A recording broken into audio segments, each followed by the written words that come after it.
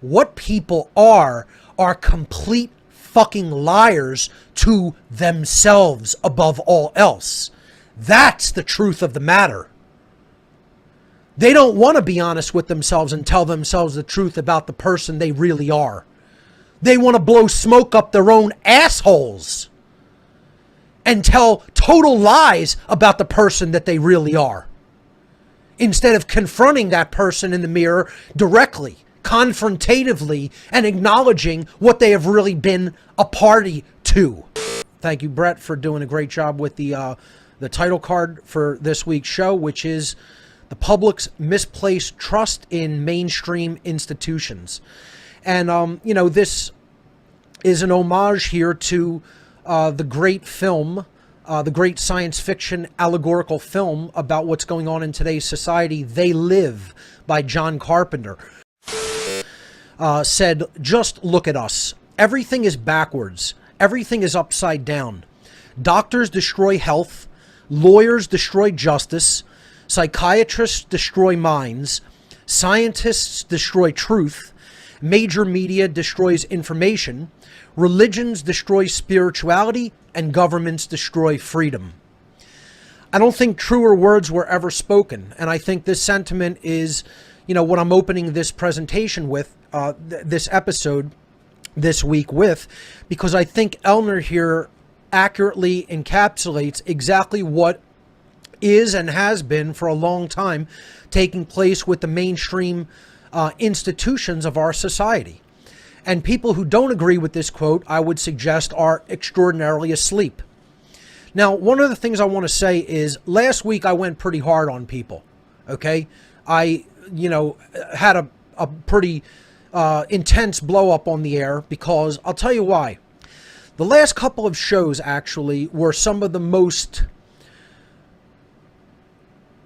I would say, not poorly received. They were well received by people, but they included some of the hardest resistance to the message of what on earth is happening that I have ever received by even my base audience. Okay? And that is because the information that I was laying out in the last couple of episodes is some of the hardest in the world to hear. What we were talking about in the last couple of episodes was right livelihood. And this show kind of, in a way, is an adjunct to that. And it is a continuation of that topic in some ways. It's slightly different, but in many ways it is so closely related because it is about what the perceived purposes of the mainstream institutions are versus what they do in real life to human beings. Okay? And that's the clear thing that we have to have the discernment and the faculties of mind to distinguish between. One is an intended purpose, and then there's the thing that they are really doing in the real world, which is harmful. Okay? And when I was talking about being involved as a person who takes their paycheck, who makes their living for their daily expenses of life through working for some of these institutions, I got a lot of blowback from people who wanted to say, no, Mark, this is going too far. Okay? You're attacking people's livelihood and their ability to put food on their table. Yes, that's exactly what I was doing. Because there is no excuse for doing harm to other people when we know what the right thing to do is and we know what the wrong thing to do is. It isn't about just taking their nonsense and bullshit and saying that it's okay. It's not okay. It never has been okay, and it never will be. And that's the problem with people. They're too soft. And people have too thin of a skin and get too easily offended when you tell them, you know what you're doing is wrong. You should stop doing it. It doesn't matter if you are poor as a result. It's a straight, direct, confrontative truth that if what you are doing is causing harm to other people and therefore is not a right, then you should desist in that activity. Okay, so no, it isn't going too far. It isn't, being too harsh or judgmental. It's actually just speaking uncomfortable truth to people that don't want to fucking hear it. That's all it really comes down to. Okay? So the same thing is going to apply today. And some people will say, well, this is common knowledge by the people who are aware and awake. And I'm going to address that. Because part of this show today is not just reiterating something or, going over material that maybe the choir already knows. Okay? It's not just speaking to the choir, because the last part of this, the middle part of this whole presentation is going to be about the psychological factors and reasons that people behave this way in the first place. And the last part of it is going to be about how the people who are in the truth movement think that the whole world's waking up because some people happen to be on the same page with them and understand what they understand. And they don't understand that that isn't what's happening. Okay? They're seeing the world through rose-colored glasses, as I've said. They are seeing it from a skewed, individuated perspective. And they don't understand just how much ignorance and darkness there is all around us. And I don't say that to try to discourage people, okay? If you actually believe that the vast majority of people in the world actually agree with this gentleman making this quote, you're absolutely out of your mind.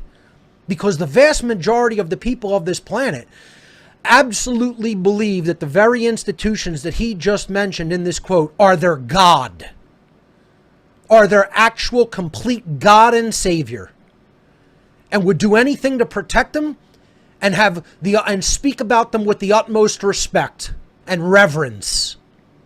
Okay? And I see it every day. I see it every single day.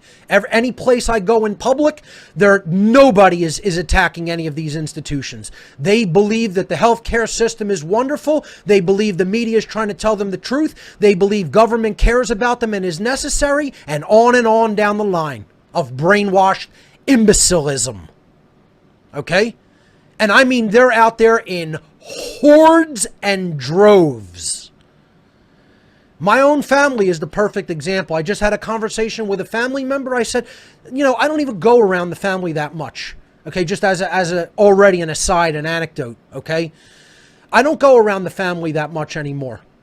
I said, why don't you tell me what the rest of the family thinks about, do they ever talk about corruption in politics? Do they ever talk about how, totally screwed up the whole banking system is and how in bed with, corruption in politics that all is? Do they ever talk about how bad of a job the mainstream media is doing and how they're just a propaganda wing of the government? Do they ever talk about how science is just funded by government anymore and it's not really a pursuit of truth? Do they ever talk about, how the medical field is actually detrimental to human health? And the family member I was talking to goes, no, not one single member of the family ever touches on any of those subjects or topics and never talks about any of those institutions with condemnation, with criticism, let alone condemnation.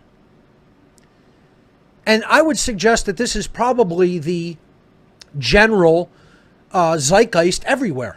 Not just in my family, not just on the street, in the city that I live in this communist crap hole that I live in called Philadelphia, but I'd suggest that it's probably across the entire planet, over the entire world. That is the sentiment. There's a tiny, small, tiny fraction of people who get that all of these institutions are broken and are the problem themselves. Most people think it's just a tiny few bad people that are the problem. No, it isn't. It's almost everybody that's the problem. I think I was guilty of planting that seed in people's minds. In my earlier presentations, I talked about the sorcerers of the world being the crux of the problem. And that's not the case. While they're a huge problem, they're the causal factor of the problem. What we're going to be talking about here today is the causal factor of the problem, and that's people's trust in the institutional bodies of our society, which do absolutely nothing to make any aspect of life better for the human species. Zero. And not only don't we need them, we're infinitely worse with them in place. So let's jump forward here and start looking into what I'm actually talking about. What I would consider the 7 deadly mainstream institutions. We could liken these to the 7 deadly sins. Okay? These are the 7 Hydra heads, okay, of evil in our society today. The big daddy of all of them, religion. And ultimately, every single one of these things is a form of religion. Okay? Again, I'm using religion in the wider sense. I've said last week that I think I need to go back and revisit the term religion maybe over and over again. Maybe harp on it until people are so tired of hearing me harp on it that they finally start spreading the real definition of what religion is in an overarching sense. Not just some person's limited cultural definition of some stupid religion that they happen to believe in or are considering. I'm talking about religion in the big sense of the term, meaning it holds you back from truth. It's a belief system. It's an institutionalized belief system that holds you back from the truth regarding reality, regarding the reality that is taking place around you and within you, in your own psyche. That's what all religion is. It doesn't have to be a formalized religion with doctrine and ritual. Banking is a religion, okay? The medical system as we know it today is a religion. Science as we know it today is a religion. The media is a religion. The educational system is a religion. Okay? Government is a religion. Money is a religion. This is what people don't understand. They say the word religion and they're totally brainwashed as to the actual definition. They think it means only the limited definition that they've been hammered into their soft, soggy brain that the word means. And they can't perceive something from a more multidimensional angle to encompass a wider understanding of what the word religion actually means. And that's why I say, when I'm talking about religion, here I'm talking about the cultural religions in general. Well, when I use the word religion in a wider sense, I am talking about indoctrinated belief systems, institutional belief systems that hold us back from an accurate understanding of the world and prevent our forward progress in consciousness. That's what the word religion in and of itself means. So religion is the one and only problem that humanity faces, because all of the problems that humanity faces are a subset of the one overarching problem, and that's wrong thinking. And that is exactly what religion fosters and foments. Wrong thinking, incorrect thinking, non-critical thinking, belief-based thinking, emotion-based thinking, instead of logic from facts that have been gathered, and dealing with reality head on, and dealing with what's going on in ourselves head on. No, we don't want any part in that. We want belief, and we want to be told the world is just hunky-dory, and there's no problem with the mainstream institutions. So these 7 deadly institutions, the 7 heads of the Hydra, okay, that we're up against in humanity: religion, government, media, education, banking and finance, healthcare and medicine, and science. Okay, and you can name other ones that are huge parts of the problem, but I would endeavor to say these are the biggest problem causers in the entire human world. And the fact that people still reverently believe that these things are doing what they claim that they are doing, and that we need them, and that if we didn't have them, human beings would be worse off instead of better. The fact that most people still believe that is the nature of the problem here on Earth. And I don't hear other people talking about this. Again, when I turn on alternative news media, I don't hear anybody really delving deep into the issues that are going on. They're talking about nonsense most of the time. They're talking about political nonsense. Looking at all the minutia, studying the veins on the leaf of the tree instead of pulling back and seeing the forest for what it is. That's what they're doing. They have tunnel vision and minutia vision. They don't look at big picture trends. They don't look at big picture thought processes that are actually steering humanity in a certain direction. And that's the problem. The inability to pull back and actually see the large picture. And that's why I'm reviewing this topic. I went into this and called it, identification with institutionalized belief systems in the past on what on earth is happening. We're actually looking at the actual trust that people place in these institutions in the modern world. They actually believe that they are here to serve what I am calling their ostensible purpose. So let's look at this dynamic, okay? We want to look at What is the difference between an ostensible purpose and the actual true purpose of what these institutions are doing? So the word ostensible is not a colloquial word. It's not a word that we use in everyday conversation or speech. You don't hear the word ostensible a lot. So some people might not even know what the definition of the word ostensible means. So I want to give everybody a very clear working definition of the word ostensible as I'm using it here throughout this slide presentation. Okay?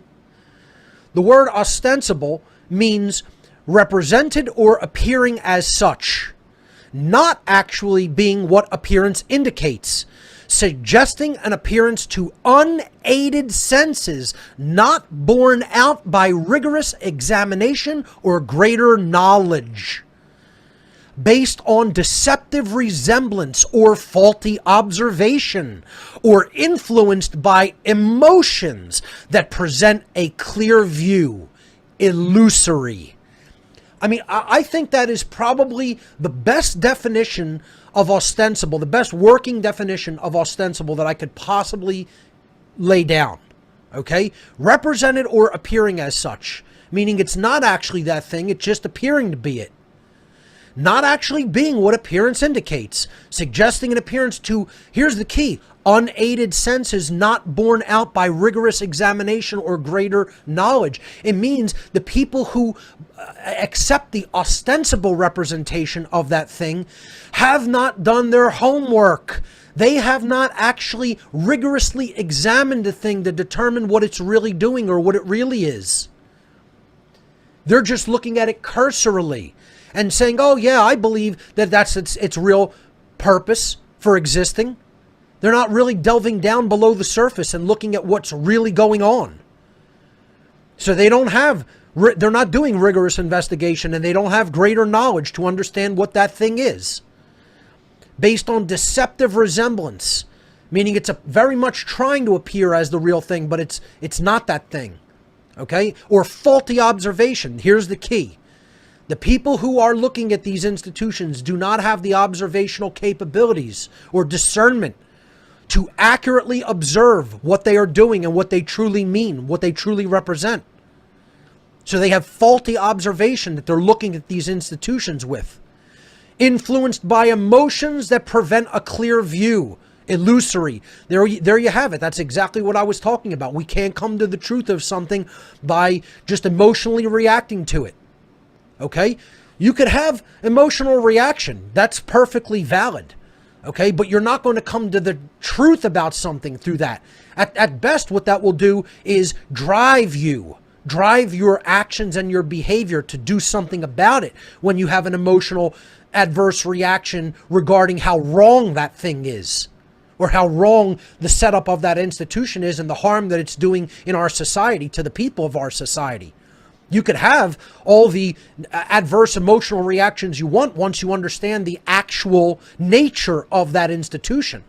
And then maybe that, true righteous indignation, that emotion of true righteous indignation, righteous anger, is going to drive you to actually do something about it to create real world change.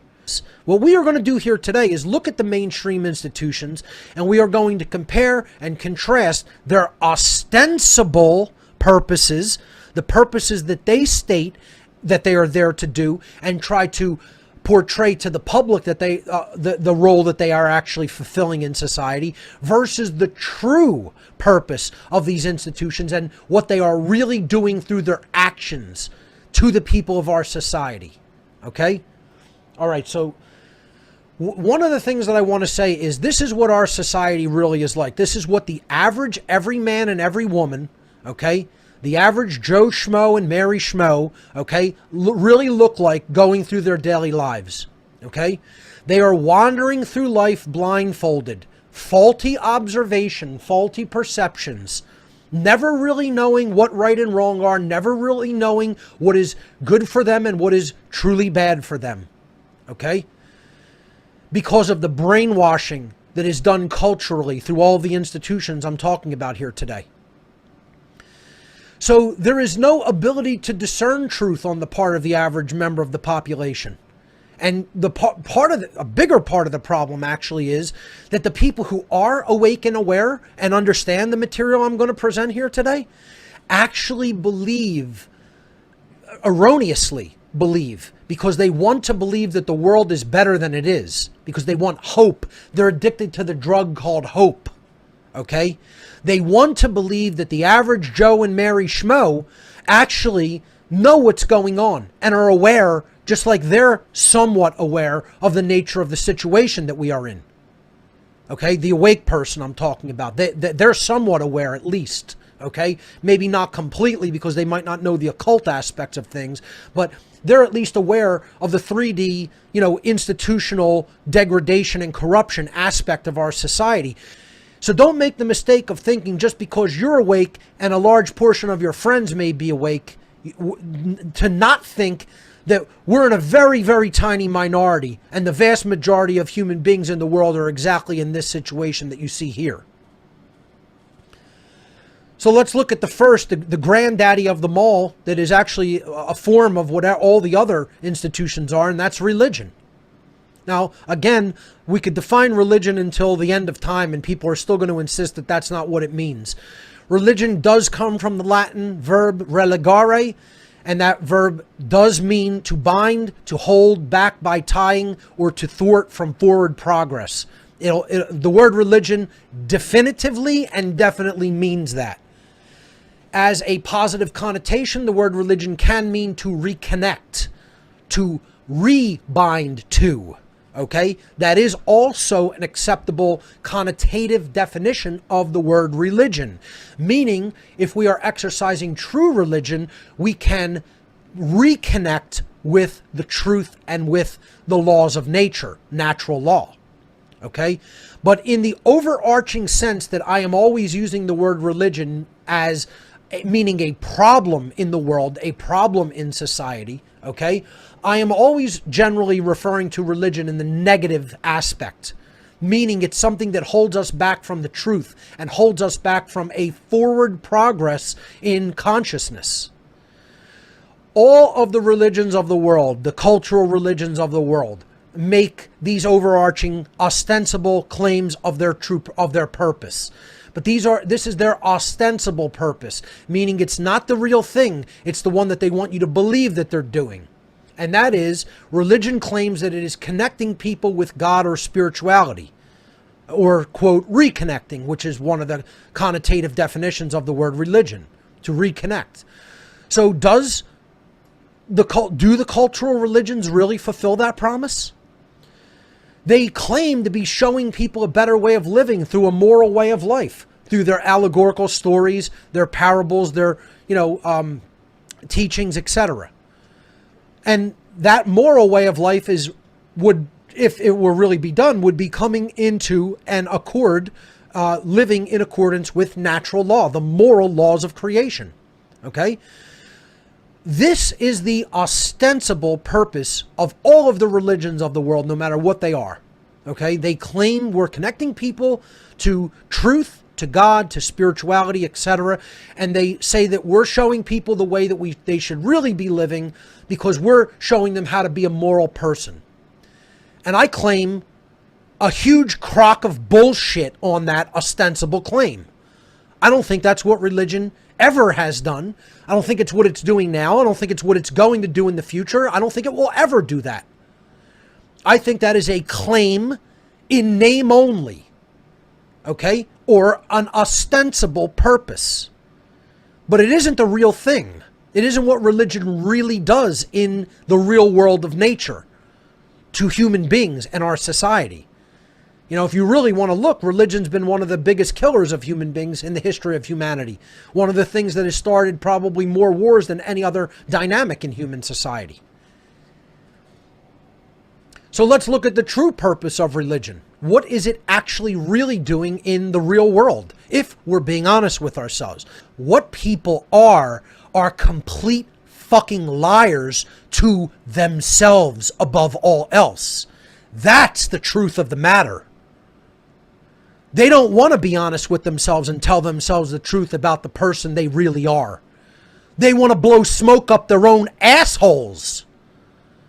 and tell total lies about the person that they really are, instead of confronting that person in the mirror directly, confrontatively, and acknowledging what they have really been a party to. Okay? They don't want to look at that. They want to blow smoke up their own ass and blow smoke up other people's ass and lie to themselves and others about what they're actually doing in life.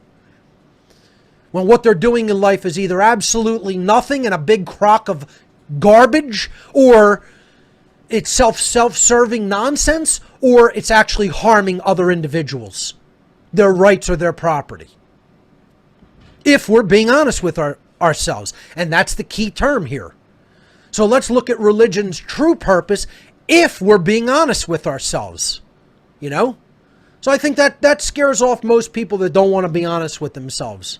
You know? And I'm not interested in those people, quite frankly.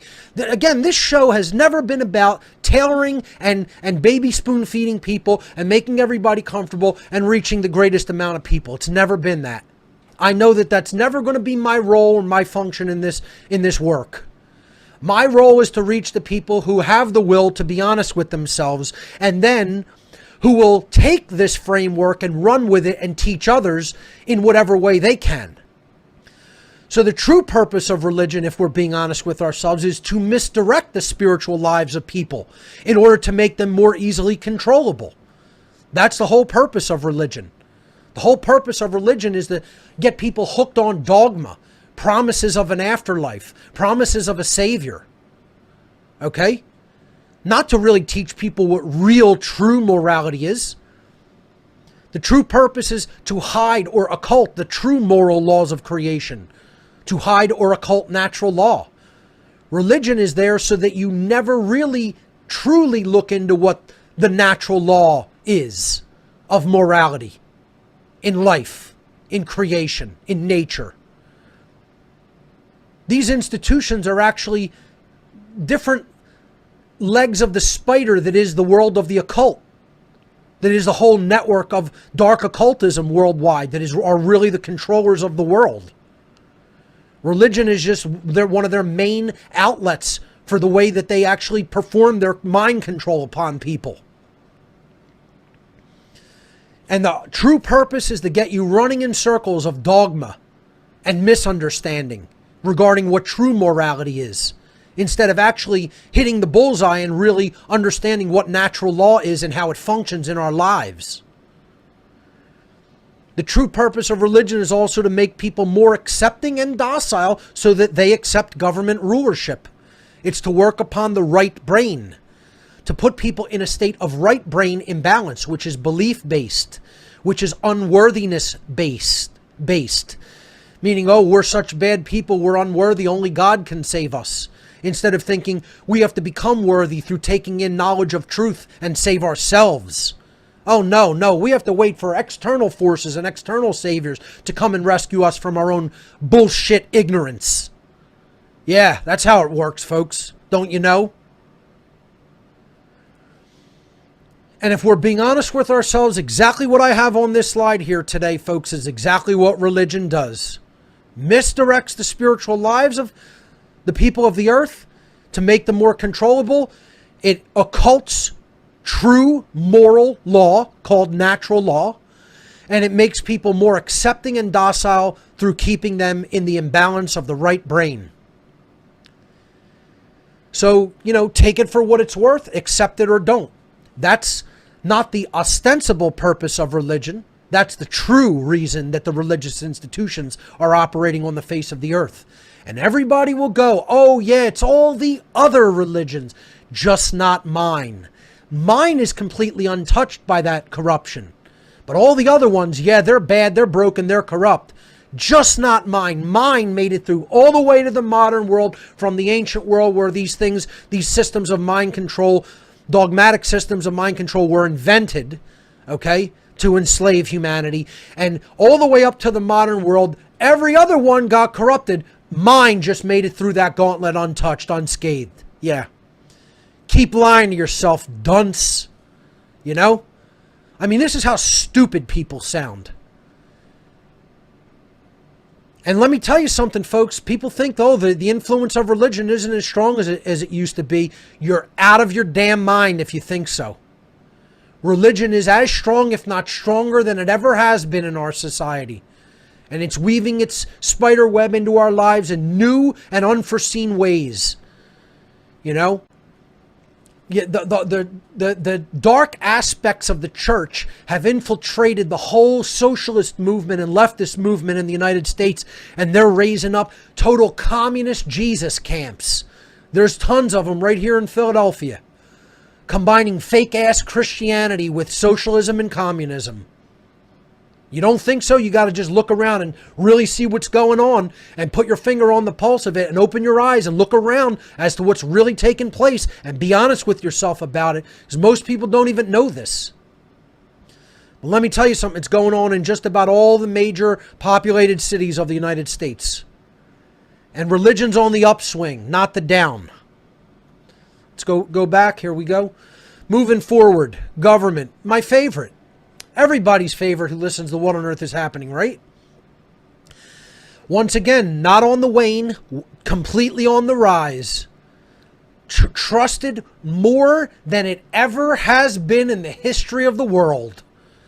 And I'm telling you, everybody defines their whole identity through what kind of politics they believe in. This is our entire society's identity. And the freedom movement wants to say, oh, people are waking up. They're really, not trusting government and just opening their eyes and seeing how corrupt it is. What planet do you live on? What planet do you live on? The vast majority of people still watching the news, as we're going to talk about, still believe the mainstream media, still believe the government's there to protect them and care for them. So people naively misplace their trust in this institution because they identify with and believe in its ostensible purpose. And the ostensible purpose of government is to maintain critical infrastructure, protect people's lives, rights, and property, punish wrongdoers, preserve justice in our society, and defend freedom from potential enemies, whether they be foreign or domestic. Enemies to freedom. This is what government tells you it's doing. You know? We're going to build and maintain the critical infrastructure of the country, you know? The road system, the transportation system, the communication system, the electrical system, etc. Water, gas, etc. All the necessities of life, right? We're going to protect people's lives, rights, and property. We're not going to take those things. We're not going to subject them and enslave them. We're going to protect your rights. Punish the wrongdoers. Somebody's got to do it, right? All people out, it would turn into a society of cannibals and murderers if not for government, right?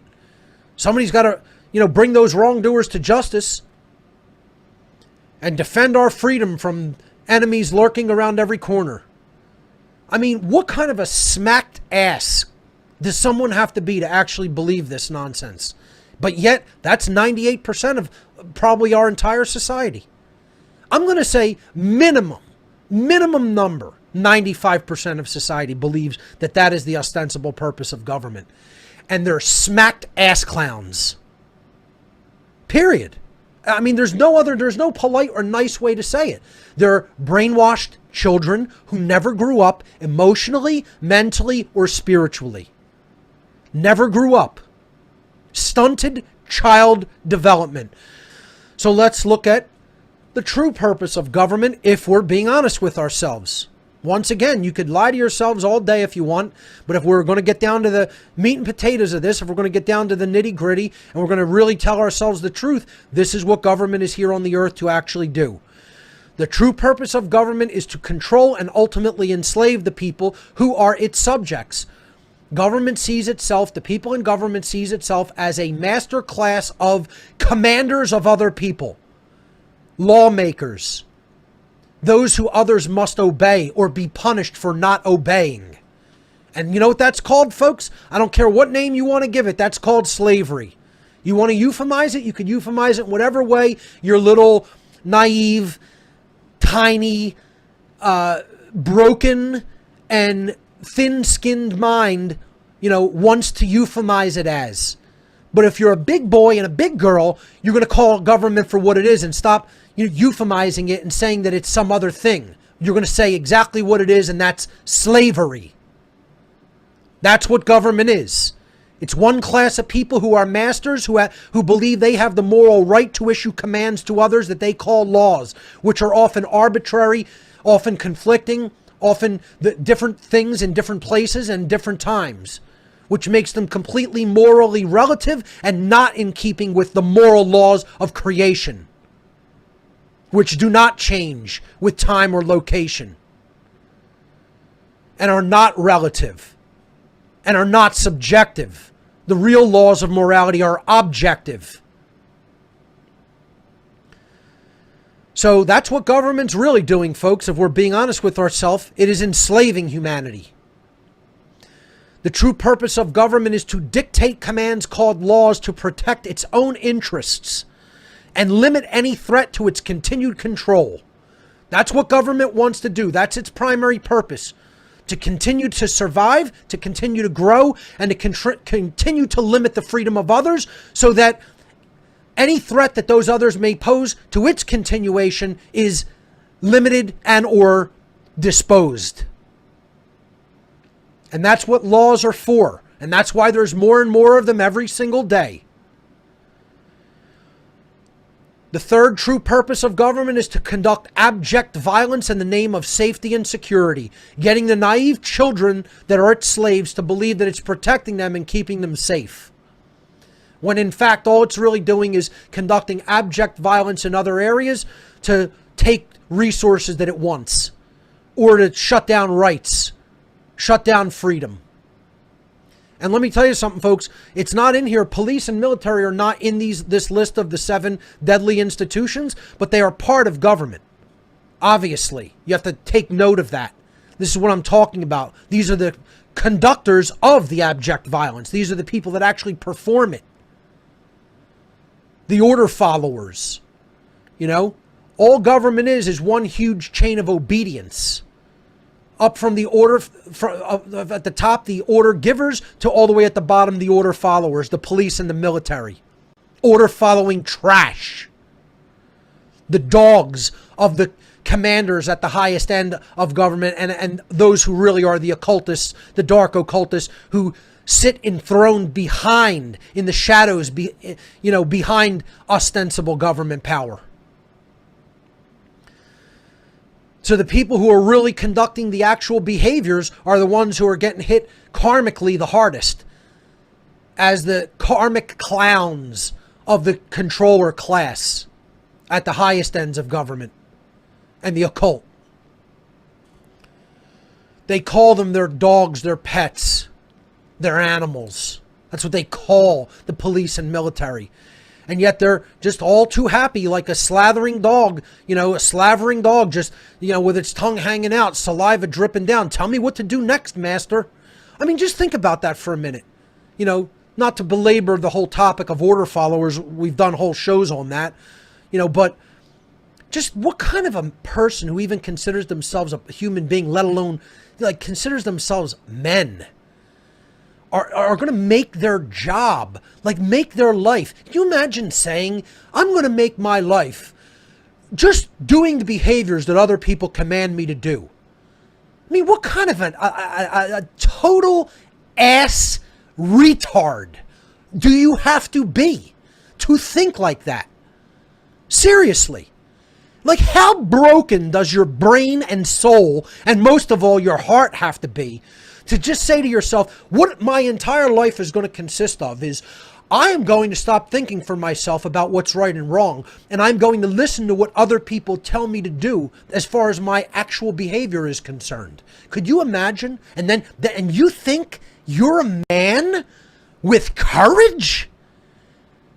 You're a fucking ignorant child, a ballless, ignorant, coward child. That's what you are. All of them. 100%. All of them. All order followers are that. Ballless, ignorant, child cowards. I'll say it to your fucking face. And people should be saying it to your face. That's what government is, folks. Whether you think so or not, that's the truth, the eternal truth of the matter. The next institution, media. Here's some of the lowest archdemons of hell, quite frankly. You know, to put it in as simple words as I can. They're the bottom-feeding archdemons of hell.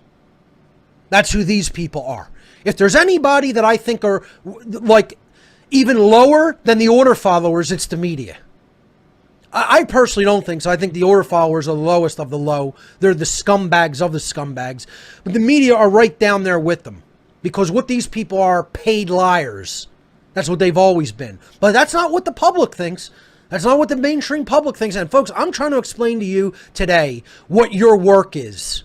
The people who are listening to me, really trying to get it, trying to understand what I'm trying to get accomplished, what I want actually done in society, what I would like to see happen in society, is for people to understand the difference between the ostensible purpose of these institutions and the true purpose. But guess what, folks? That is not happening.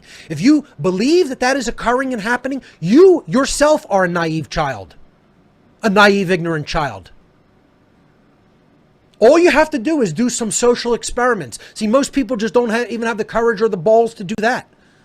Do some social experiments in your own town or city. Go into your own local pub or venue, a music venue, wherever, a restaurant, okay? And ask people, do you think the mainstream media does a fair job in trying to accurately report what's taking place? Do you think that that's their intended purpose? Like, do you think that that's what the people who actually, dress in their suit and tie or their, business type outfit and go into work every day as part of the mainstream media, is their goal in their mind to say, I want to try to accurately report what's happening in the world and accurately report truth so that other people can make informed decision making? Just do that experiment and see the results that you get, the answers that you get. And I'm telling you, if you're not shocked and horrified, like, I don't know what to tell you. You're not paying attention.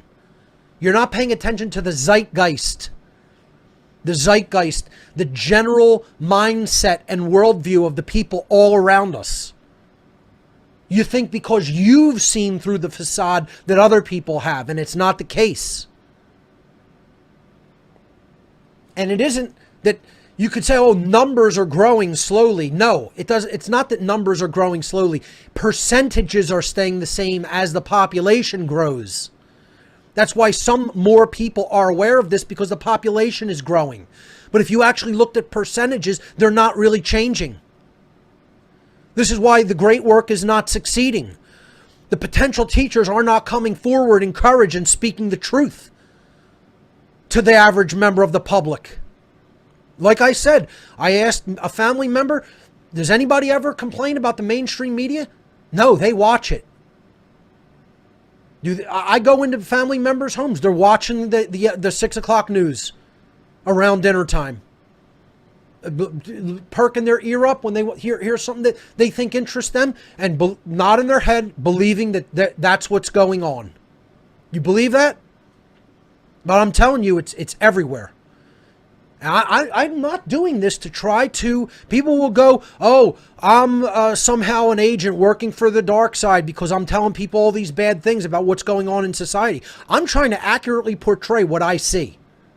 And it doesn't matter where I go. I go to any town, city in the United States. I've traveled just about every single state in the entire United States, and I've traveled to many foreign countries. I mean, not like a better portion of the world, but I've traveled to enough places that I've seen other cultures. And it's no better than it is here. Anywhere. Anywhere. Not a bit. As a matter of fact, I think America, percentage-wise, probably has the greatest percentage of an awake population than any other country in the world. And that's sad. That's not saying much, folks. That's a very, very sad dynamic. So the ostensible purpose of the mainstream media is to provide accurate information to people so that people can make informed decisions regarding what type of behavior they're going to choose to take. People want their behavior and their decision making to be based on reality, right? So that's what the media is allegedly here to do, to provide that accurate information about what's taking place in the world so people can make their decision making accurately based on informed decisions based on accurate information. And they're supposed to act in a power checking capacity to corruption in other institutions like government. That's why it's been called the fourth arm of the government, in addition to the executive, legislative, and judicial branches. It's been called the fourth estate, the fourth branch of government. Okay? Has been a nickname given to the media because that's what it's supposed to do. That's what real journalists would be charged to do. We don't have that. That's not what the media is today. You look at operations like Project Mockingbird, Operation Mockingbird, a CIA op. You know, I believe that's one of the reasons that Jim Keith was taken out. He did a lot to expose that in his books. And talking about how many people in the intelligence agencies are on the payroll of mainstream media, feeding it disinformation and just concocting fake news stories to brainwash the population and to change the worldview of the whole population. And this research was done back in the 1970s, and there were hundreds and hundreds of people embedded from intelligence operations like the CIA that aren't supposed to operate on U.S. soil, but are supposed to be foreign intelligence gathering outfits. And hundreds of them were operating within the mainstream media back in the 70s. Imagine how many thousands are now. No, folks, the true purpose of the media is to control the worldview of the government subjects, to control the minds of the government slaves. That's what the purpose of the media is, to feed you the narrative that the government wants you fed and wants you believing. That's the true purpose of the media, if we're being honest with ourselves. It's to spread government and corporate propaganda, lies, and misdirection. To get people not able to discern truth from falsehood because you're feeding their minds with so much garbage. You could group entertainment right in with this, because most entertainment is the same form of mind, polluting garbage. And ultimately, it is to control the public's perception of what is possible, mostly what is socially possible. That's the purpose of the mainstream media. To get you thinking, oh, change isn't possible. Look at how bad people are to each other. We could never not have a society without government. You hear that from the day you're born through these paid prostitute liars. You're going to eventually come to believe it. And that's where most of society is at. Not only do they believe the propaganda that's being shoved down their throat by the media, they actually believe the ostensible purpose of the media is to tell them the truth, and they believe they're doing a good job at it. In social experiments I've done, asking just about every single person in a pub, a local venue here in Philadelphia, do you think the mainstream media is doing a good job, or trying to do as good of a job as within their ability to do, to report what they come to learn accurately regarding what's taking place in the world? 100, folks, this is one of the most terrifying, horrifying results I've ever gotten in a social experiment.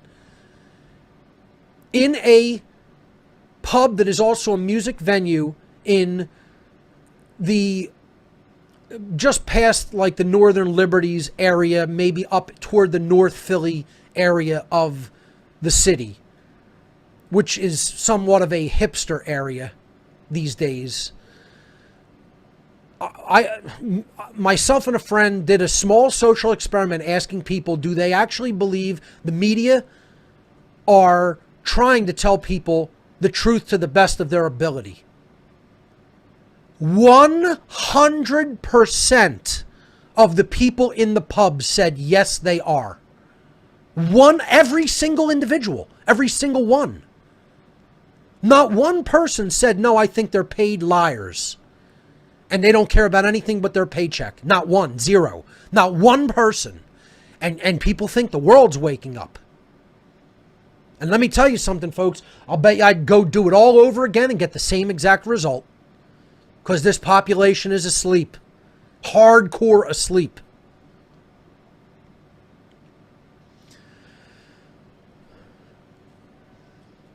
Education. Here's one of the reasons why the public is as dumb as it is. Here's one of the reasons the population is as docile and naive as it is. One of the reasons the public doesn't have the critical thinking skills they need to discern when they're being brainwashed, propagandized, and ultimately deceived. The ostensible purpose of so-called education, whether it be all the way down to grade school education, all the way up through higher education, through the universities. I don't care what level we're talking about. The ostensible purpose that people believe that it's serving is to teach the young the necessary information and life skills required for successful living. And secondly, to provide the tool set for critical thinking and informed decision making. Is the mainstream education system actually succeeding in that role? Is it actually attempting really to do that? Is that its real purpose?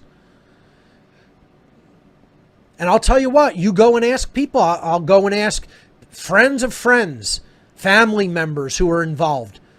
Is this what the education system's really set up for? And they're yep, yes, doing as best as they can with the limited resources that they have. You know, and teachers have the best of intentions, and they're not just following a script that is harming children to get a paycheck and to just keep the status quo and to not rock the boat so that they have a paycheck to feed themselves and their family. No, it isn't that. It's that they're really trying to educate people and teach them truth and teach them critical thinking skills and discernment skills. Yeah. And I'll tell you what, assholes in my own family believe that shit. They believe the ostensible purpose of the education system because some of them are involved in it. And they actually believe that bullshit. Because they're lying to themselves. And they don't want to acknowledge that they may be involved in something that is harmful to others. Namely, the developing minds of young children and impressionable youth. And it's their paycheck. It's their bread and butter. So God forbid you talk anything bad about that. You know, this is my identity. I consider myself a teacher in the public school system or whatever. How dare you attack that? That's attacking me. No, that's just what you do and the institution you're involved in doing it through. That's not who you are. It shouldn't be the view of who you are, but that's the problem is people identify themselves with the job that they do. It's called ego identification, cultural identification, and then we have political identification. You know? Identity politics, job identity. People can't see that there's something beyond that they themselves are something beyond that in consciousness and awareness. No, I am my job. So I'll take offense to a critique of my job or the institution that I work within. Instead of being honest with what you are actually participating in. And what is the actual end result of that in the real world? What's the true purpose of the so-called education system? It is to indoctrinate the young into the worldview of the state so that they are easy to control. Present a skewed depiction of both past history and current social events. Politically brainwash the young and impressionable. That's the real purpose of so-called mainstream education. And I would add a fourth one. It's to prepare people to do jobs where they become obedient workers, as George Carlin said. That's why you're never going to have, or you're not going to, through these institutions, you're never going to have an informed population capable of critical thinking. Because the owners of the world don't want that. The owners of society want obedient workers. And that's what the education system is there to churn out. Again, if we're being honest with ourselves. You want to lie to yourself all day that this is set up to actually edify and enlighten people and give them accurate information about the world and what's happening and what's taking place? Lie to yourself all day. All damn day you can lie to yourself. Go look in a mirror and practice lying to yourself about that. You can get better and better at it. So, if we're being honest with ourselves, education is just another aspect of state indoctrination. It's the state putting their people in point positions to brainwash the young, to make them ignorant and docile so that they are easy to control by the state. That's all the modern indoctrination system really is, if we're being honest with ourselves. And there's exceptions to the rule in general. Like, you have some teachers that are going to try to slip some things in with children. That happens. Okay? And there's some schools that do try to teach critical thinking, or some programs that try to teach children critical thinking skills. Okay? So, I'm stopping short of making 100% entire blanket statements regarding this, but in general, it holds very true as a rule. Banking and finance, where some of the highest level occultists operate from this world, their ostensible purpose is to maintain the value of established currencies that the people use, to provide stability and safety for people's financial resources, and to assist economic growth and prosperity throughout society. This is the ostensible purpose of the banking and finance institutions. And again, I would suggest that anybody who believes that that's actually what these institutions do behind the scenes is an extremely naive child, not capable of true critical thinking, and wants to lie to themselves and tell themselves pretty, lighthearted stories about what's taking place in our reality, instead of actually looking at the cold, hard truth. Once again, I'm not here to make people feel good or feel better about what's taking place. I'm here to try to get people to accurately see what is truly taking place, and that is ugly. It isn't wonderful and beautiful. The truth right now, where we stand as a human species, is horrific and ugly. And it takes people with thick skin to look at it honestly and assess it and come to an accurate understanding of what it is, instead of looking at the ostensible purpose and go, oh yeah, sure, I guess that's what it's there for. That sounds good to me, because I don't have to think or look any deeper into what's really going on in this world. I'm not telling you that might happen. I'm telling you it will definitively happen if you decide to walk away from something that is immoral and you continue on that path. You persist on that path. You don't just step away from it, go, oh, that was too hard, I'm going back to what I was doing before. No, you have to persist on the path and add actual value to humanity. Do something that actually does contribute value in a volitional way, in a voluntary way. And then you will see the universe come to your assistance and reward. But guess what? Most people will never do it. They'll never test the validity or veracity of my words, because they don't have the courage to actually change their behavior. They're stuck in an endless cycle, a loop of wrong thinking leading to wrong behavior, leading to the failure of courage to get out of that loop. That's exactly where and how they're stuck. The true purpose of the banking and financial system is to direct the economy in ways that best serve the rich and powerful, to maintain an extreme wealth gap between the rich and the poor, and to finance wars of aggression and resource theft. All of this plays into the hands of the state. Keeping people low on the totem pole of resources makes them afraid, makes them always focused on money, makes them live in a scarcity-based mindset all the time, so that they won't step out of that and actually take a chance and do something that is actually moral and truly productive to society. But most people won't be honest with themselves about how this works. They want to believe and trust in the ostensible purpose of the institutions of banking and finance. Again, look at that first one. Direct the economy in ways that best serve the rich and powerful. In other words, make the rich richer and the poor poorer. Maintain that wealth gap. That's what they want. Because the poorer and more destitute people are, the more it becomes practically impossible for them to turn any amount of resources toward a pursuit of truth or helping others. They stay in total survival, our complex mode in the brain, and always self-serving ideology, me thinking because I have to get mine. Because I'm in such a state of deplorable resources. And that's where the ruling class wants people. They don't want people in any kind of a state of prosperity or comfort level when it comes to their own finances or just general resources that they have at their disposal. They don't want that. That doesn't serve their interest. People are easier to control when they're in fear of not having and in fear of the little that they do have might be taken away from them. And so they won't step out of line. And that's what these institutions are here to do. Keep people in fear and keep them in line. And you know what, folks? I just want to go back to it before I even step forward. Again, I listen to the alternative media and nobody's even just hammering on these fundamentals.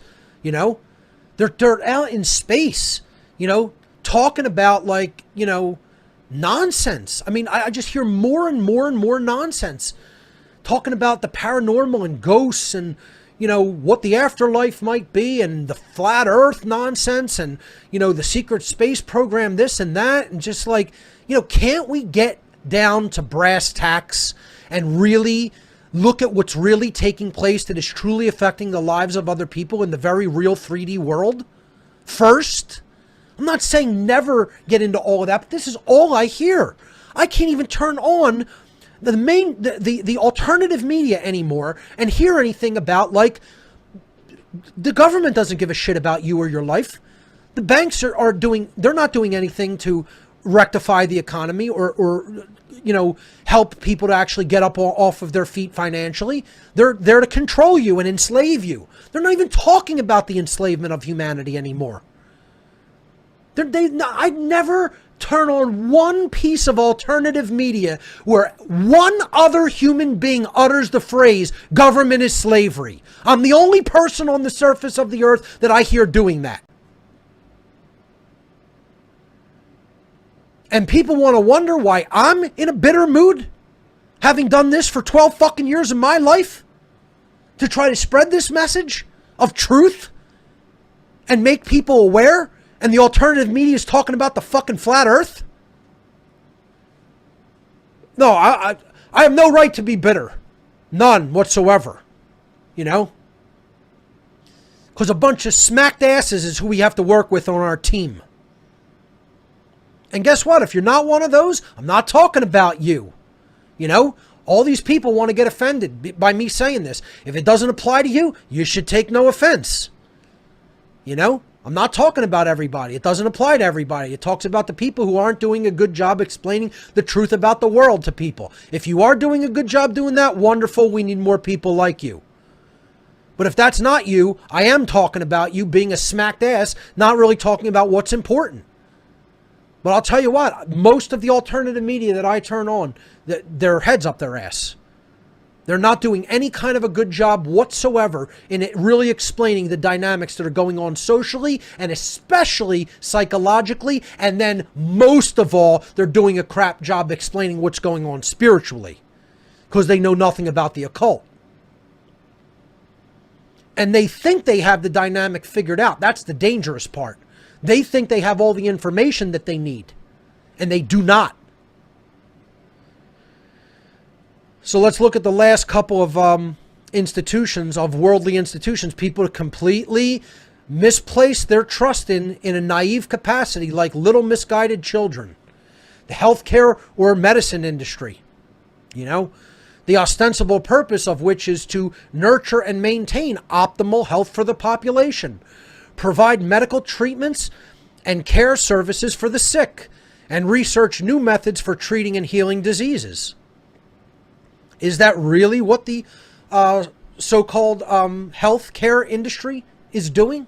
Is that what the medical field is really doing in our society? I have to call a huge crock of bullshit if you believe that's true. And yet people believe this. They go to these magicians, these sorcerers in the white lab coats, and all of their team members, and they say, go ahead and make your diagnosis and tell me what's wrong and tell me what I need to do to fix it. And then they listen and they nod their head and they say, yes, sir, I'll try to do that. Or maybe they don't even bother to do that. They don't even care enough about their health. But the ones who do at least want to get well, then go and listen to the advice that these smacked ass clowns give them, who have done no homework at all on nutrition, know nothing about how the body really truly works and functions regarding the building blocks it's receiving through food. Their creed isn't let thy food be thy medicine and thy medicine be thy food. No.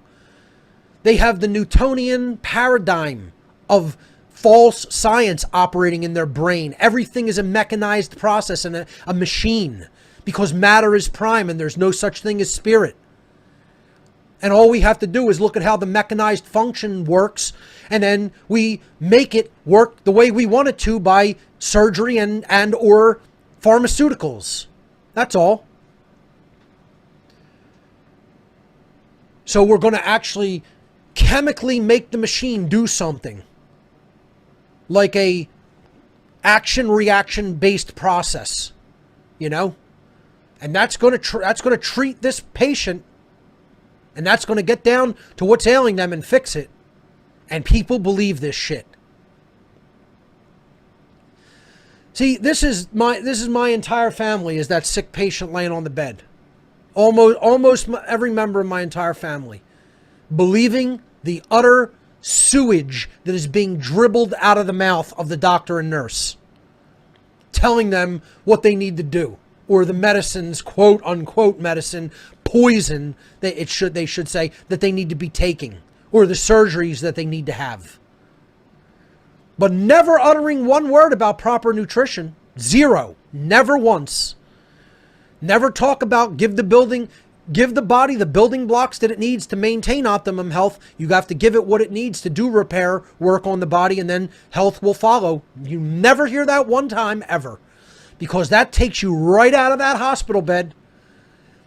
That makes you healthy, and you're no longer a patient. That means you're no longer a customer, because this institution isn't helping patients. This institution is serving customers, like McDonald's or Burger King serves customers with their poison. Okay? That's all this industry is doing. It's selling you a product called drugs and surgery. Pharmaceuticals and surgery are the products to sell, and you're their customer. And if you ain't in the hospital bed, if you're not in the chair in the doctor's office, you're not a customer. You didn't just go through the drive-in or walk into the business. So that's why they got to keep you in there. They don't want healthy people. Sick people are their customers. Healthy people are not. What do you think people looking for the profit motive that these doctors and all the people in the healthcare industry are looking for? You think they're looking for healthy people or sick people? Who's going to make them more profit? Just do the fucking math. Fucking dunces out there, I'm telling you. I mean, they don't even think about it from that perspective, because they're naive, little, trusting children who can't put themselves into the mind of a psychopath. The true purpose. So just to reiterate, I want to talk about the ability to have the mindset of the psychopath within our psyche, so that we can recognize the psychopath's behaviors and the way that they act, because they're good actors. They're good at pretending they care about you. They're good at pretending that they have your best interests in mind. That's what psychopaths are great at, when in fact all they have is their own interest in mind, and they don't give a damn about you in any way whatsoever. And that's why most people cannot put themselves in that mindset. So they say to themselves, they wouldn't do that. No, you wouldn't do that. The psychopath would absolutely do that. And I'm telling you, psychopaths are the top place that they're at is in government. I'd say second in business and finance. Business, finance, and banking. And then I'd say third, they're in the medical industry, because psychopaths think they're God and they have a God complex. And they love having power over other people. And that's what a lot of doctors have, because they're psychopathic, if not outright psychopaths. allopathic doctors. Let me qualify that. You know, and I don't really care who gets offended by that. I don't give a damn if you have members of your family involved in allopathic medicine. I'm telling you, that's how it works. And ultimately, if they have faith in these institutions, they're psychopathic, if not outright psychopaths. Because they will refuse to acknowledge that there's not really the patient's best interest at heart. It's a profit motive operating. And no, that shouldn't come into play. Then you'll have the people who are defending capitalism and business. Why shouldn't there be profit motive in everything? Because you're talking about sick people, you fucking psychopath. That's why. That's why there's too many damn psychopaths in the so-called freedom movement that are hardcore ANCAPs. You know, you have their compatriot dunces in the ANCOM movement that are anarcho-communist, contradiction in terms. Well, the anarcho-capitalists are just all about making money and profit motive in everything. That shouldn't be your profit motive with helping people. Sometimes your motive just needs to be to do what's right. That's unfathomable to them. You know, because they don't have that true sensibility of helping alleviate other people's suffering as what should be the real motive of all people, all beings suffering, I should say. The true purpose of the healthcare and medical industry is to make extreme profit from sick people who are looking for the solution to their illnesses. Just think about that.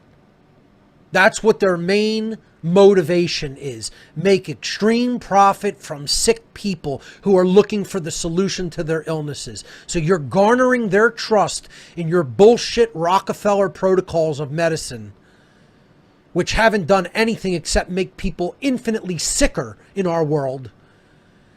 And your main motive, your MO, is to make profit from those sick people because of the misplaced trust they've placed in you and your institution. I mean, I can't think of a bigger fucking piece of trash than that.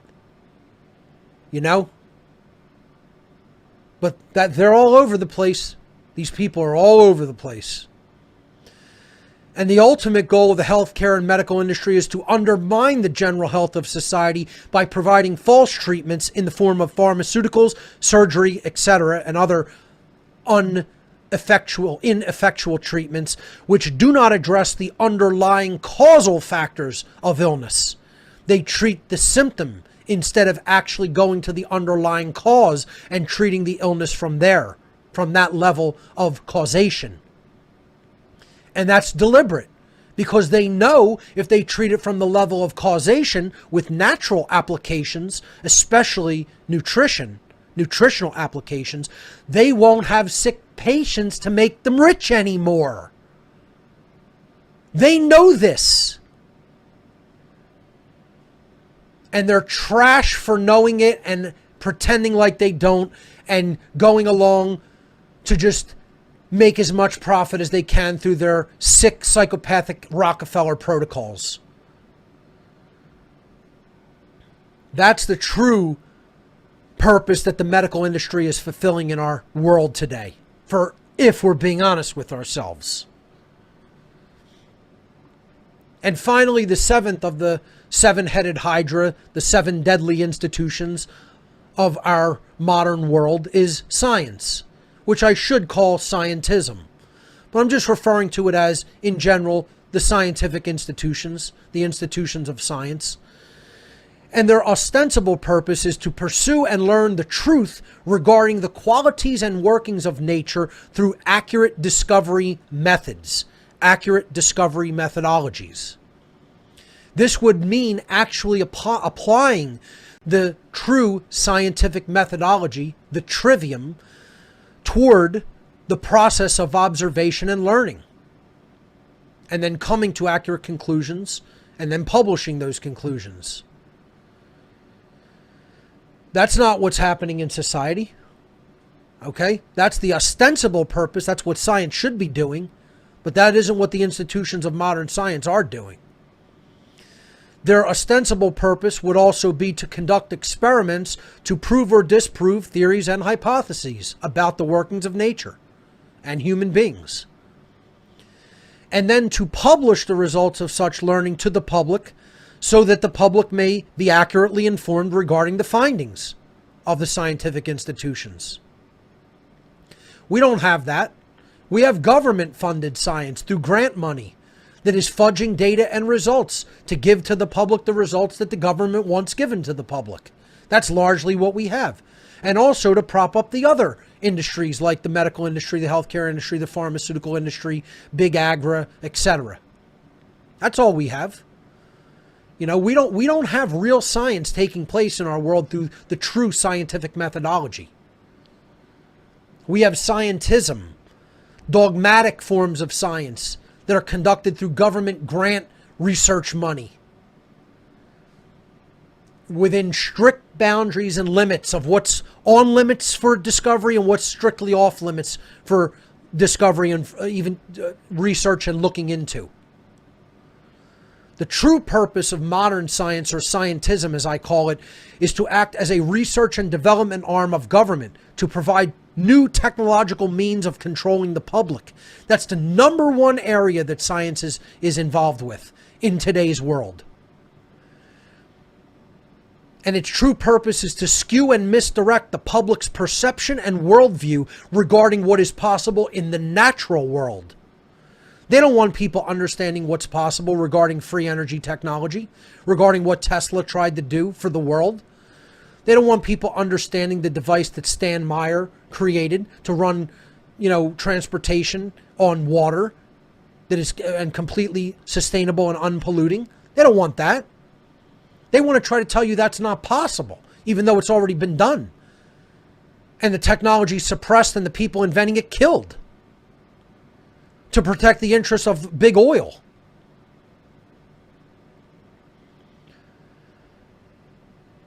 And that's the main thing science in the modern form is there for. Scientism is there to skew and misdirect the worldview of human beings so that we don't understand what is naturally possible, what is possible in nature. Because if people did, they wouldn't stay in the totally confined forms of behavior that they do. They would be striving to create a better paradigm and a better world for all of society, all of human beings. Science doesn't have as its true goal the betterment of humanity. It's also a profit motive. It is to get as much government stolen taxpayer grant money as it can to perpetuate their lifestyle. That's it. It was told to me directly. I worked in the science field. I worked in the medical field at the University of Pennsylvania as a person involved in supporting computers in medical research laboratories at the School of Medicine of the University of Pennsylvania. That's what I did for a while.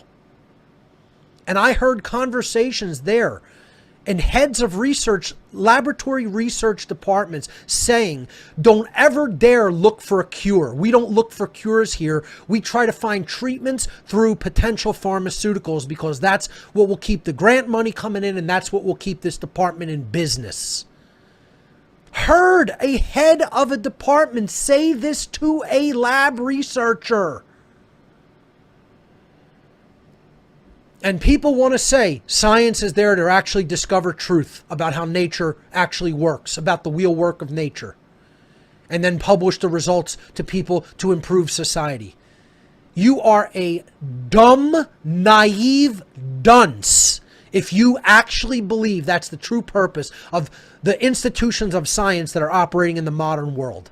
I don't know. There's no polite way of putting it, folks, is that if people believe and place their trust in these institutions, and I'm telling you that they are. It's widespread. It's not diminishing. It's growing and increasing by the day. The type of trust that people place in it. And you want to know why they place their trust in it? Because these institutions pay their bills.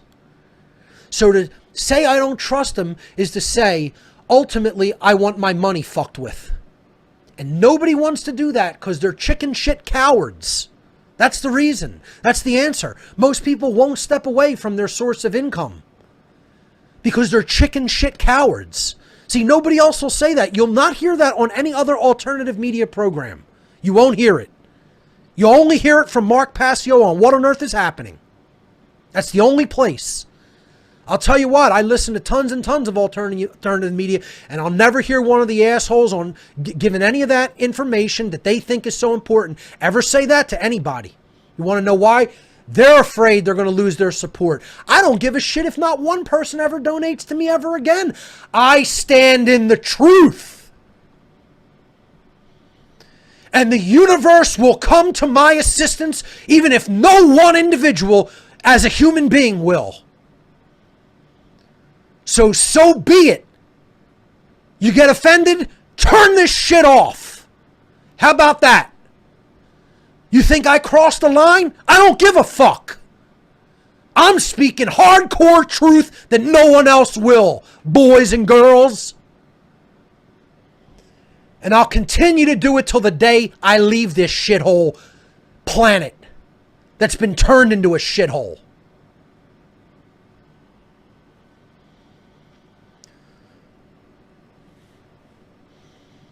Yeah, the alternative media, they're doing such a great job. I crossed the line. Me. Yeah. Because I'm telling people, you ain't really hitting anybody with any real hardcore truth. You don't want to tell them they're bullshit cowards because they won't stop doing an immoral thing for a paycheck and start doing a moral one to make your daily allotment of what you need to live. No one will say that because they're too afraid of what other people will say about them and think about them. You know, and they're too afraid their clicks on YouTube will dry up. So their monetization of their channel will dry up because they're taking all their money from internet censors.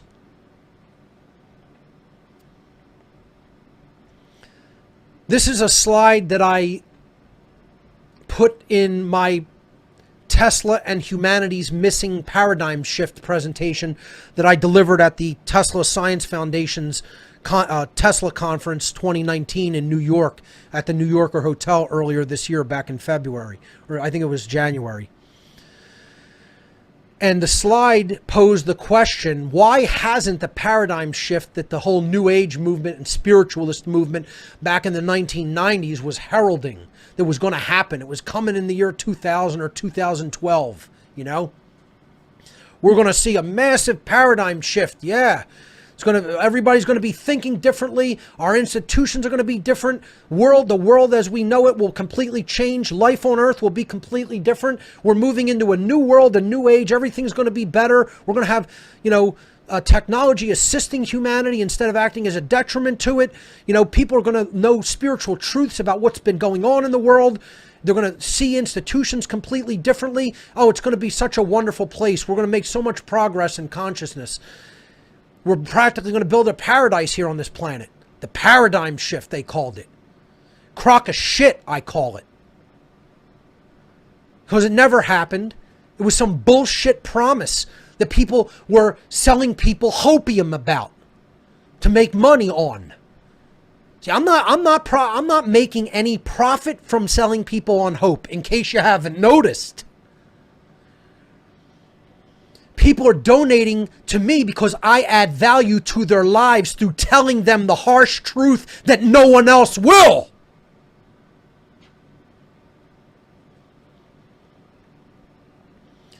So I posed the question, why hasn't the paradigm shift that the spiritualist movement of the early 1990s promised us, why hasn't it already happened? And here were the reasons that connect directly in with the show that I'm doing here today. Most people still believe in authority.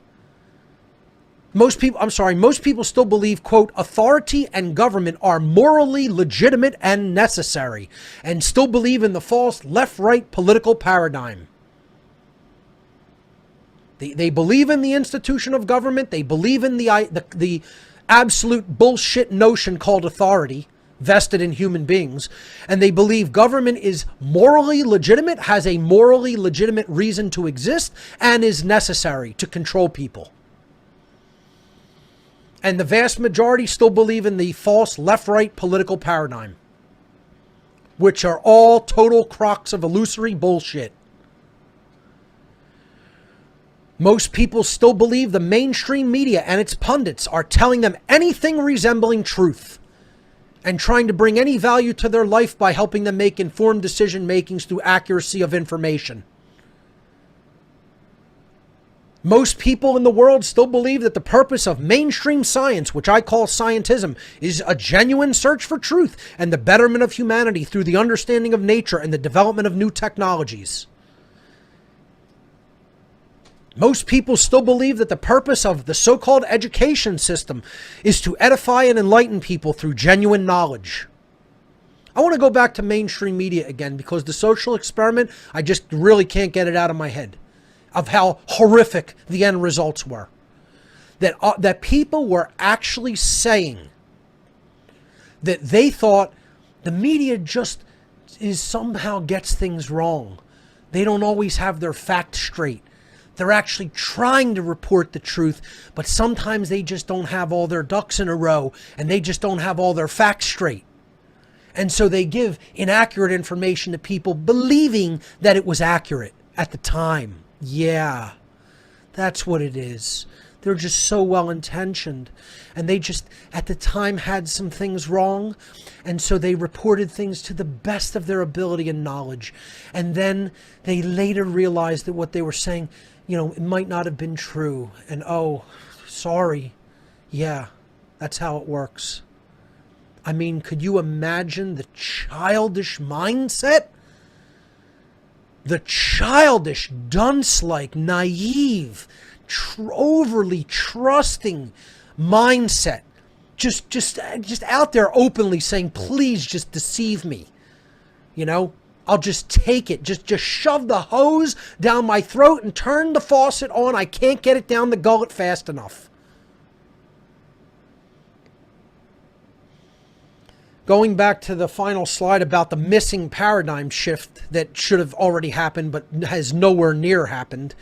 The final bullet point on this slide, most people still believe that the other institutions of religion, banking, medicine, law enforcement, military, and just about every other societal institution exist to do what they claim they exist to do. Or in other words, they believe in those societal institutions' ostensible purpose, but they do not understand their true purpose. And here's the way I want to kind of wrap up the idea of talking about like the fact that people have this trust, this misguided, misplaced, naive trust in these institutions before I get to the why. Okay? But the fact of the matter that so many people are actually in this condition, I've said before and I'll say it again. Those who are committed, meaning have a personal commitment in their lives to the societal institutions, should actually be committed to an institution, meaning a mental institution. Meaning an institution for the mentally ill. Because that's what these people are. They belong in a fucking straitjacket. In a mental institution. Those who are committed to the institutions should be committed to an institution. Okay? That's the actual and accurate way that the people who actually put their misguided faith and trust in these institutional bodies of humanity, that's what they really are. They're insane people that cannot come to an accurate understanding of how reality works around them. And what they are doing through their decision making of placing their trust in these institutions is actually acting as a completely insane individual in the world, and therefore doing harm to other people in the world because they're propping these institutions up with their trust and with their money. Get as offended as you like, that's the truth. So let's get into the real psychological reasons regarding why this trust is so prevalent in our society. And I'm just jumping straight to it and explaining it right out. The number one reason that people still have faith in all of these institutional bodies is due to unresolved psychological parental abandonment issues that are nested deep way down in their subconscious mind, and that they have never dredged up from the subconscious, brought to the conscious surface, and confronted head on and dealt with, and then worked with that shadow material, that shadow work, done the shadow work to deal with that shadow material to actually resolve those psychological issues. That is the actual point of fact reason that we have a society that is completely naive and trusting in all of the worldly institutions all around us that are doing nothing to serve who we say we are and what we want. Zero. So I see, folks, I ask people all the time, what the hell has the government, has the medical industry, has the media, has the scientism, has the educational institution ever actually really done for you? What has it done to enhance or increase the quality of your life? Anything that has enhanced or increased the quality of your life has been done by you through your own hard work and effort, not due to any of those institutions. You should take credit if you're in a position of prosperity and knowledge and right behavior. No one else did that but you. These institutions didn't do that. Why would anybody even in a better position claim that it was because of any of these institutions? See, it's psychological transference onto the proxy parent, which is what I'm going to talk about.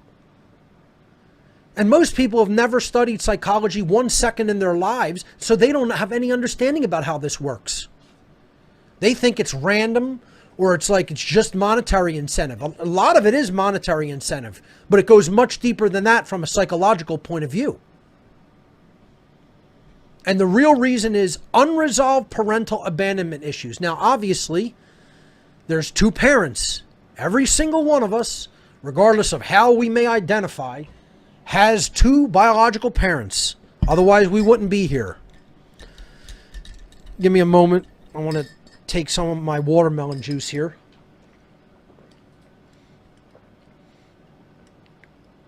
I've been drinking watermelon juice like it's going out of style. It is. Let me tell you something, folks. I'm just going to do a complete sidestep for the main presentation here and just talk about this for 1 second. It is the most detoxifying, one of the most detoxifying things you can put in your body. If you think you have unclean food or whatever chemicals, drink a whole lot of watermelon juice, but you have to juice it with the rind, okay? All right, I talked about this when I talked about juicing. Don't just juice the red flesh of the watermelon. If you're going to do watermelon juicing, juice the whole thing. You juice the rind, skin and all. Just clean the skin with clean reverse osmosis or spring water even, or, distilled water. Clean it well on the outside, but you juice the whole rind, skin, everything, okay? And you drink it integrated. This is actually a green juice that I'm drinking here today.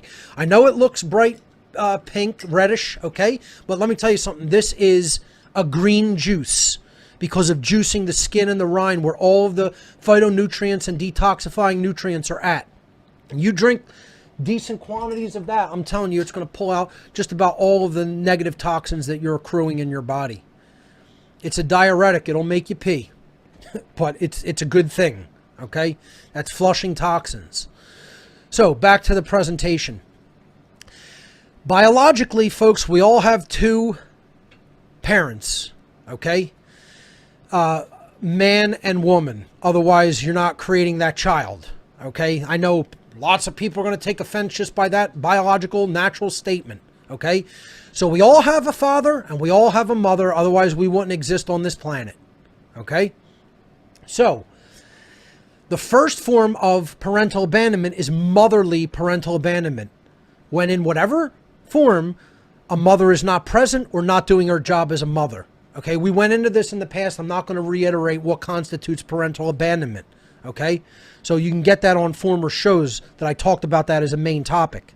All right, what we're talking about here is why do people maintain a naive and childlike mindset and psychology when it comes to placing their trust in an unfounded capacity in the mainstream institutions of this planet? And Unresolved parental abandonment issues is the main reason that we as a society are still doing this. It's why we have just about all the problems that we have. Okay? And this leads to dogmatic religious thought, and it leads to misplaced trust in institutions that are harming us, not actually helping us. Certainly not serving who we say we want to be or where we say we want to go in life. Okay? So the first form is motherly parental abandonment issues. Let's kick back to the slide. There we go. Unresolved motherly abandonment issues will leave the child feeling a lack of care and nurturing, and will lead the child to look for such needs to be resolved by proxy. This means you're not going to look for another real mother, you're going to look for a proxy mother. You're going to look for an ostensible mother, one that will try to fulfill the role of care and nurturing that the biological mother did not provide when the child was young. So those needs are the child will attempt, when they become an adult even, will attempt to resolve those unfulfilled needs by proxy and try to find a proxy parent in the form of a proxy mother. That means not the real thing, a false form of a mother. That's what proxy means. This leads to the, quote, societal institutions care for me, want to provide for me and nurture me, and have my best interests at heart syndrome. Okay? The syndrome that child is going to start to display as a young adult and then eventually into their adult years, whether they are a male or a female, if they have motherly abandonment issues. So don't just confuse this with just because it's a female child that this would apply to only females. It does not. Okay, it could easily be a male child there, but we're talking about the mother not fulfilling her duties and roles as a mother to provide care and nurturing in the traditional motherly role as a parent. Okay, this will lead the child to look for the needs to be met by proxy, by a proxy parent. The institutions will step in and act as the proxy parent. And then the child will develop the Stockholm syndrome of thinking, societal institutions care for me, they want to provide for me, they want to nurture me, and they want to look out for my best interests.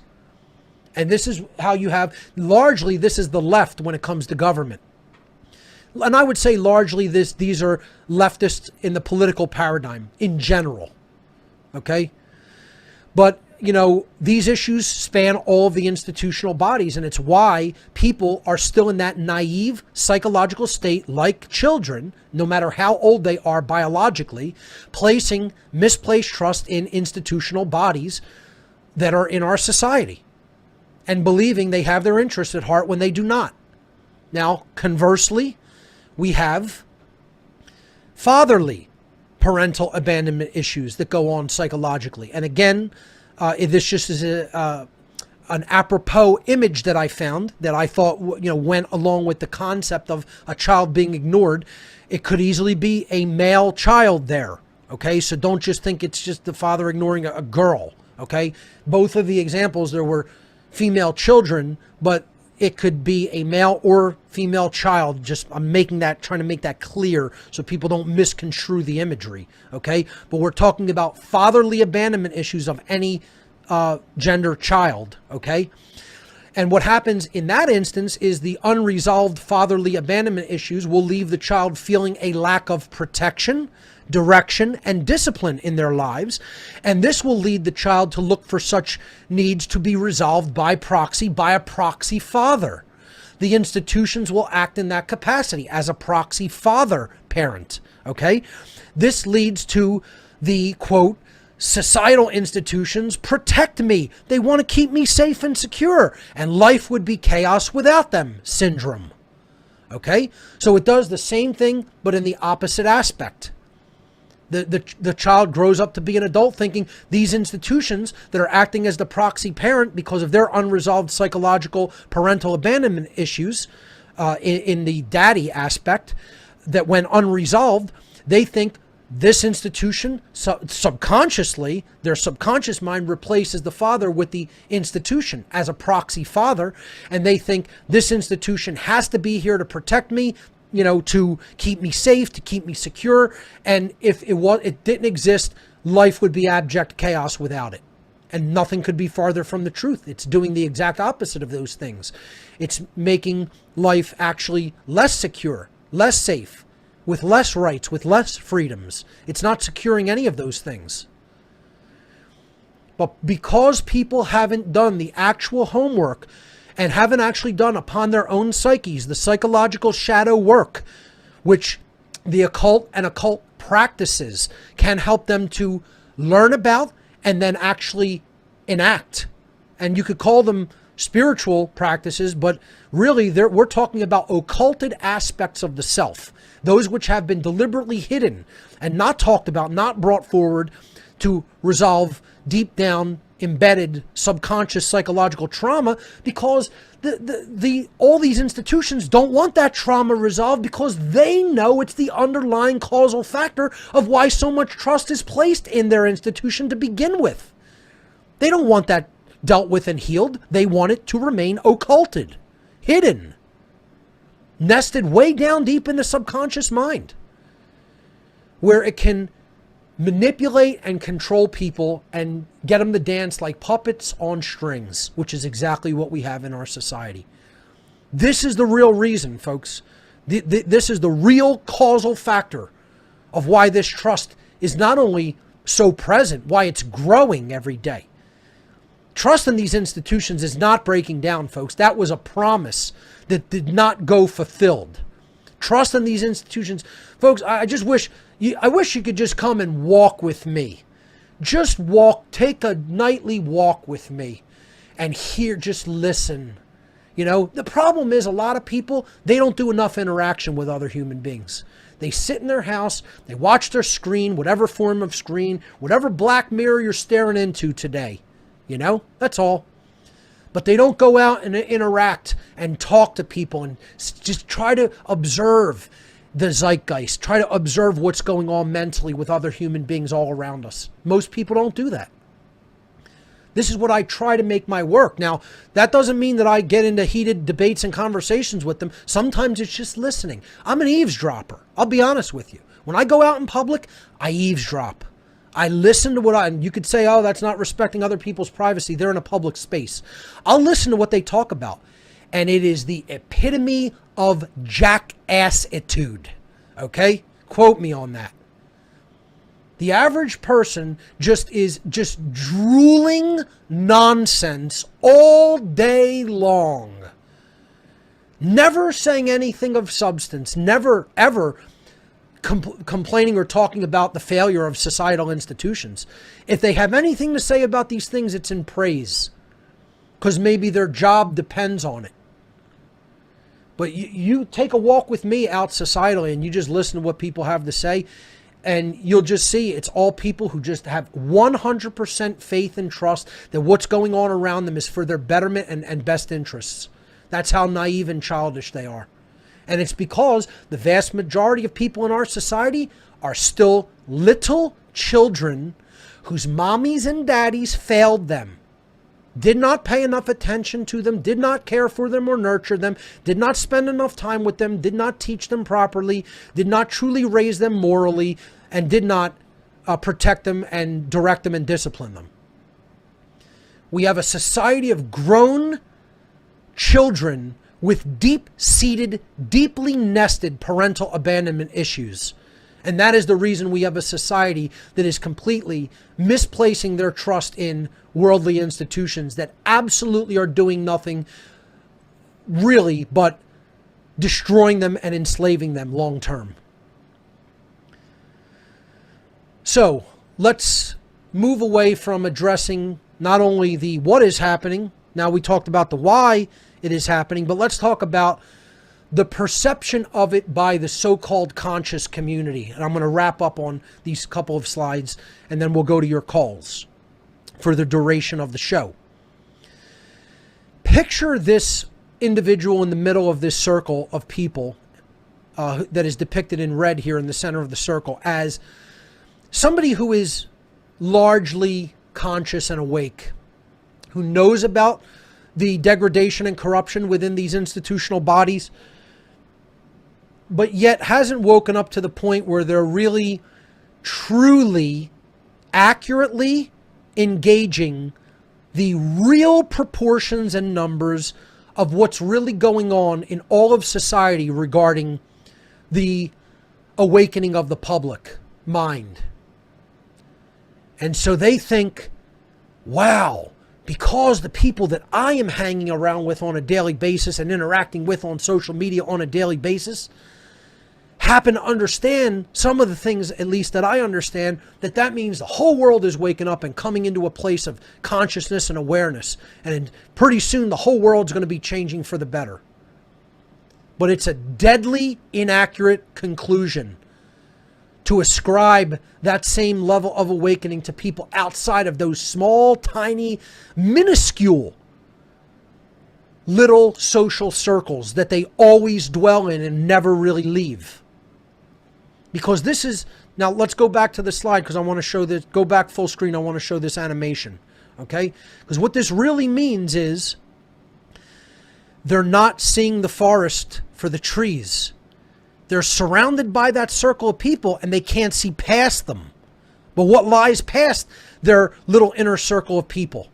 Here's where that individual is. There's their little inner circle that they can't see past. But beyond that, through an extremely large gap in consciousness and knowledge, lies the infinite hordes of humanity. The infinitely ignorant hordes of humanity that go on like an infinite plane in all directions, whose numbers there is no end to, who number in the billions, literally. And they think because they have a tiny little circle of aware people surrounding them in their social network, that somehow that means the world is waking up. I would suggest to my viewing audience, my listening audience, that the people like this in the truth and freedom movement are just as naive as all the people, all the ignorant hordes around them who are misplacing their trust in all of the institutional bodies of humanity. They just have a different form of knowledge. They just see the world through a different set of rose-colored glasses.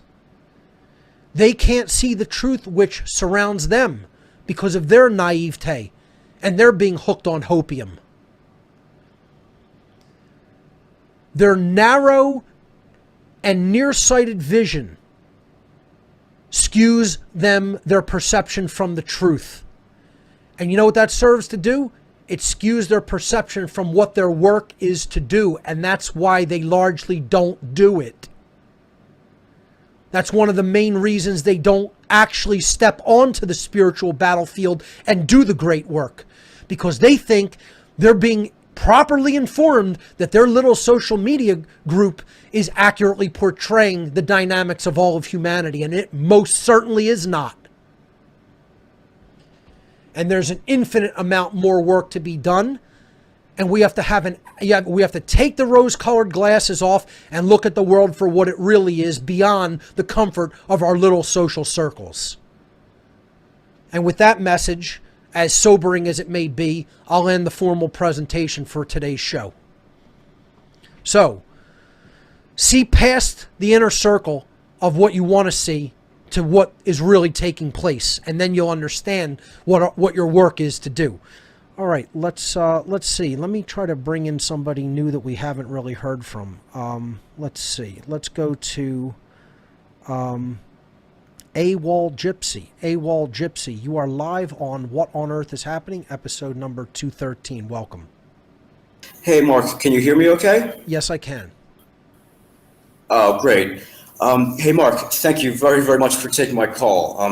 I'm actually calling from a 12-hour time zone difference. I've been up all night waiting to try to give you a call tonight, so thank you very much for picking me here tonight. I appreciate it. No problem. If I may ask, what country are you calling from? I live in Taiwan. Taiwan. Okay, great. I'm from New Jersey originally, Okay. but I escaped New Jersey. I hear that. Yeah, you know all about that. Yeah. I currently work here as an English teacher. Okay. not for any government school, as you were talking about earlier. I'm a tutor and I'm a freelancer, so I'm the boss. But before I get into that, I just wanted to say I used to be a member of Truth, Freedom, Prosperity years ago. Yes. I was a I met, very active member in that group here in Philadelphia. I was a passively active member because I'm not too big on like big groups of people, but like I do a little bit of work here and there. But I met you passively at like Liberties and some End the Feds and stuff like that. Oh yeah, I remember Liberties. That was once a cool place. Oh man, those were the good old days back then, Yeah. man. But anyway, and I knew you had a podcast back in the day, but I just wasn't listening to podcasts. Right. So I didn't listen to the show. But about a year and a half ago, I started listening to What on Earth is Happening, and the synchronicity is just unbelievable. Because about 2 years ago, I went vegetarian, and I'm listening to your old podcast about telling people to watch Earthlings and stuff like that. So it's just been incredible. So thank you for all the great work. And may I ask, were you aware that that was me from Truth, Freedom, Prosperity back then?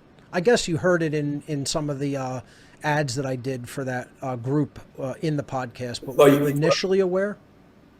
I'm sorry, you broke up. Sorry, I said, were you initially aware that that was me from Truth, Freedom, Prosperity, or did something else just lead you to listen to the podcast? A friend of mine, Corinne Jacobs? Oh, yes, yes. A friend of mine, and back in the day, she mentioned to me about Passio's podcast, and I put it off for a while, and then one day I ended up listening to it. So got you. That's awesome. But the key point of why I'm calling tonight is currently I've got a great deal of autonomy when it comes to the curriculum that I teach, and I've been struggling a little bit to like fill the time. I'm like, what am I going to talk about? What am I going to teach for 2 hours? And I'm just very inspired by your plea for people to start teaching more natural law. My school, they have really good teaching methods and articles and great ways to get people involved to learn English, but their topics are just awful and boring. So right now, I'm in the process of developing classroom-style, natural law-related lesson plans. Nice. I think that's a great idea. Yeah, I'm pretty psyched about it. I've already kind of started a little bit, and eventually translate them into Chinese because they speak Chinese here, and I can read and write a little bit, but speaking and listening. But a friend of mine might be able to help me on that path someday soon. And there's a country I've never gotten any correspondence and probably never will. That's a really, really tough egg to crack. I mean, that's literally like, firewalled off from the rest of the world practically. That's a tough one.